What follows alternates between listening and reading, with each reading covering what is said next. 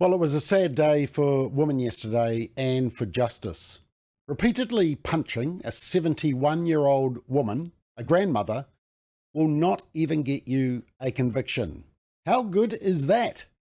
Well, it's not, eh? Let's check it out.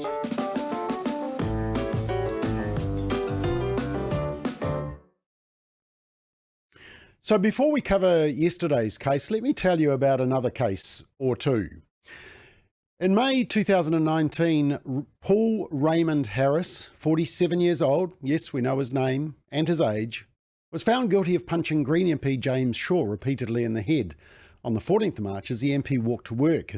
Now, his lawyer asked for community service and supervision as punishment, and the judge said that given the seriousness of the assault, as you can see there, community service was inappropriate. Harris had previously told the court he was overcome with grief following his wife's miscarriage 2 days previously and wanted to talk to James Shaw about his party's stance on abortion. However, James Shaw had no idea that was what he was concerned about because he started talking to Mr. Shaw about beneficiaries in the United Nations. And when James Shaw tried to walk away, Harris punched him 5 or 6 times. So we have someone who is overcome with grief because of the death of his unborn child and has taken it out with an atrocious act of violence on someone. Community service wasn't considered suitable. He was convicted, he was named, his photo was public, and he was sentenced to 9 months in prison. And I'm not sure anyone would have disagreed with the judge. Now, back to our case from yesterday. A 20-year-old punched a 71-year-old grandmother 3 times in the head during the Posey Parker protest in Auckland last year. Now, here's the footage of that assault. It's a bit hard with the person walking in front, but there's the victim in the blue shirt.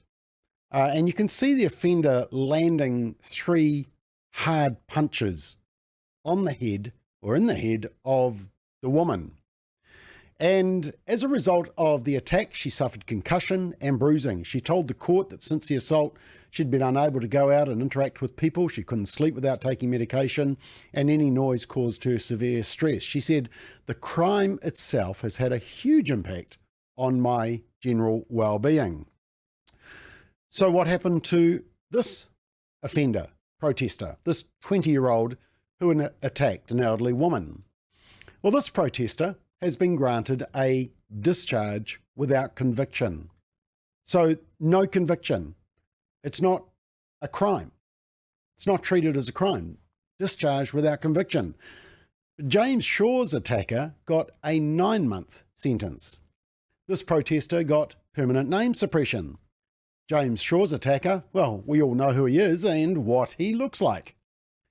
This protester did some community service, but remember, James Shaw's attacker was told by the court that no, community service would be inappropriate for such a serious offence. In fact, the 20-year-old's lawyer said the man was caught up in what she described as the frenzy of the Posey Parker protest. Well, it certainly was a frenzy. It was a feeding frenzy by activists and the media. Here's just one example of how biased the media coverage was. This is a New Zealand Herald reporter coming from the protest, reporting from the protest, and it's pretty clear what the views of the reporter are. It's not a women's rights event, which apparently that's what the reporter says, even though it was a women's rights event. No, it was an anti-trans event. British anti-trans protester Kelly J. Keane-Munchell has been walked out of Albert Park today as thousands of counter-protesters arrived, blaring music and playing pots and pans. As you can see on the rotunda behind me, it's now filled with pro-trans and rainbow ally flags. But earlier today, that was where she was standing. Up until she got marched out, she was supported out the gates by police and driven off in a police car. Here is what some of the protesters had to say. Piss off and go home. We don't want you here. It's not new, it's not surprising, it's really frustrating that it's been allowed to land on our shores, but I think we all kind of saw this coming. I just can't stand the vitriol that this woman's spouting. She cannot destroy anything. She cannot take power away. That's who we are. That's our spirit. Like, literally, you think you're speaking for women. You don't speak for me. You don't speak for women. You don't speak for my community. You do not speak for this country. Go home. You know, New Zealand is a place for love, not for division. I was like, Yeah, they don't see the hypocrisy, do they? Place for love, not for division. And you don't speak for me. Well, Posey Parker did speak for many people, including the 71-year-old woman. But the protesters' lawyer said the man was caught up in the frenzy of the protest. And the media and activists like Chanel Lal and Green MPs had whipped up the frenzy before the visit of Posey Parker. Perhaps they should be the ones on the stand for incitement.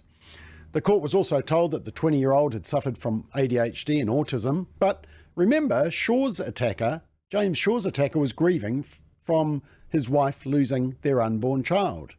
Now, in yesterday's case, police rightly opposed the discharge without conviction, but incredibly, they didn't impose the request for permanent name suppression.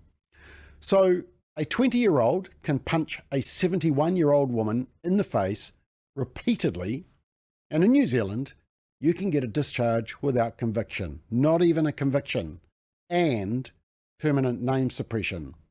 How good is that? Well, it's only good for the perpetrator, not the victim. As I say, for justice to be done, it needs to be seen to be done. And apparently this is justice and protection for women. Where's Green co-leader Marama Davidson now, I wonder? In fact, where are all the female senior leaders of Parliament? Have they all got laryngitis? Oh, I said 2 other cases. I've only told you one. The other one is this one from 2020, and I apologise, it's slightly offensive. Oakland Man escapes conviction after masturbating in front of child at a pool.